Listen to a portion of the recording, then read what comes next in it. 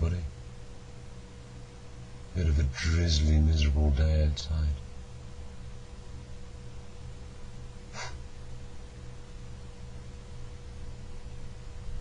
Don't know what to say now. Madness.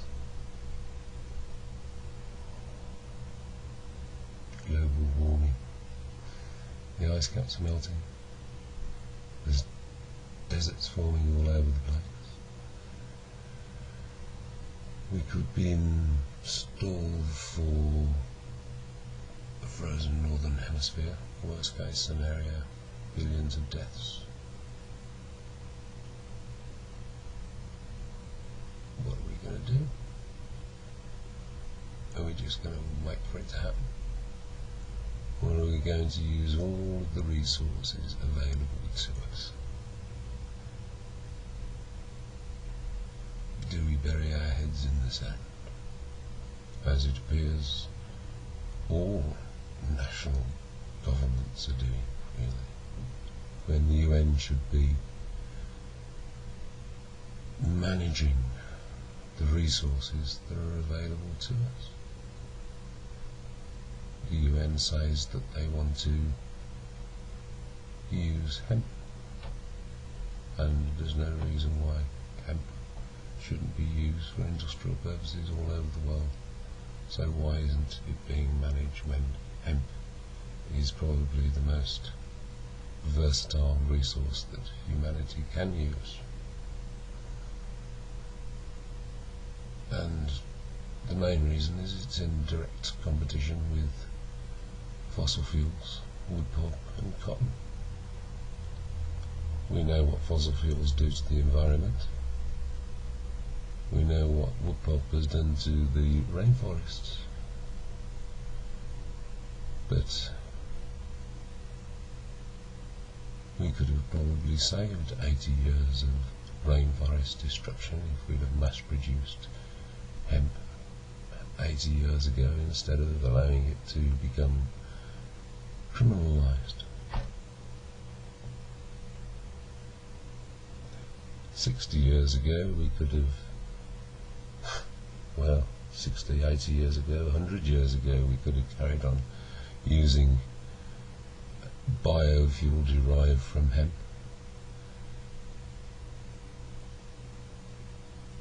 Which creates ethanol, which is being used at the moment through using other plant matter. So why can't hemp be used? Why can't the nation be educated to understand that hemp need not necessarily be cannabis? But then again, why should THC be taken out of the plant when THC is beneficial to the plant and the way it grows? Hemp acclimatises itself to the conditions in which it's in whichever part of the world it's in.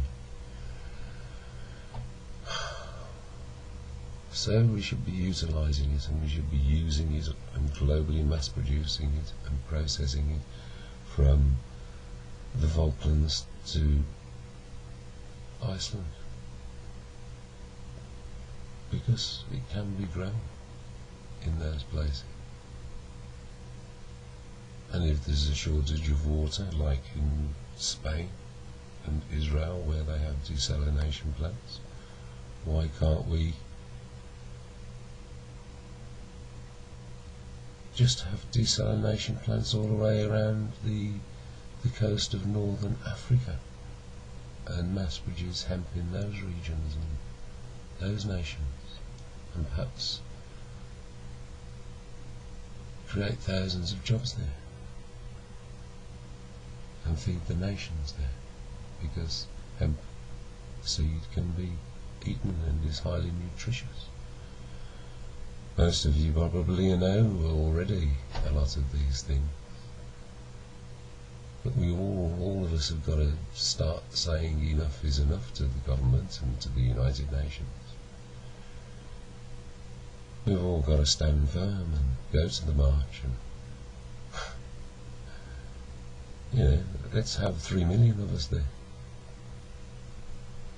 on the 6th of May this year. Let's shock the government. I'd even bring Lucky, whereas my mate who transports me around the United Kingdom wouldn't let him in his car. Anyway, I'll cut this one short and let you think about what I've said. But it's something that we all need to come out of the closets with, really. Come out of the cannabis closet and say, yeah, I use it to relax after a stressful day, because that's what most of us do use it for, really. And what's so wrong with that if it's not harming anybody at all whatsoever? And if we could grow it ourselves, that would be even better, wouldn't it, really? Without the hassle of having to go anywhere for it. But that's worth 14 years maximum. Oh, God. I'll go on, shall I? What about Granny Pat? Providing cannabis and growing her own plants. So she's charged with. And providing the cannabis in the food that she distributes to people. What's wrong with that?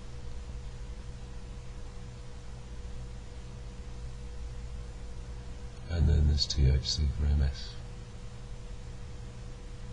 providing cannabis-laced chocolate to people who have a doctor's note explaining that that they can give them the THC laced chocolate.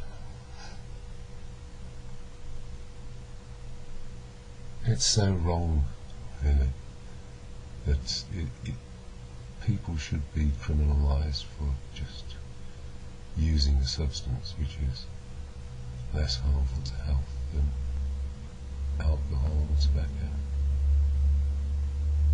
I may have said something about it earlier, in one of the earlier tapes, but I may not have.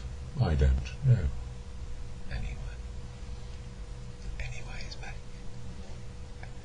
Anyway, he's back.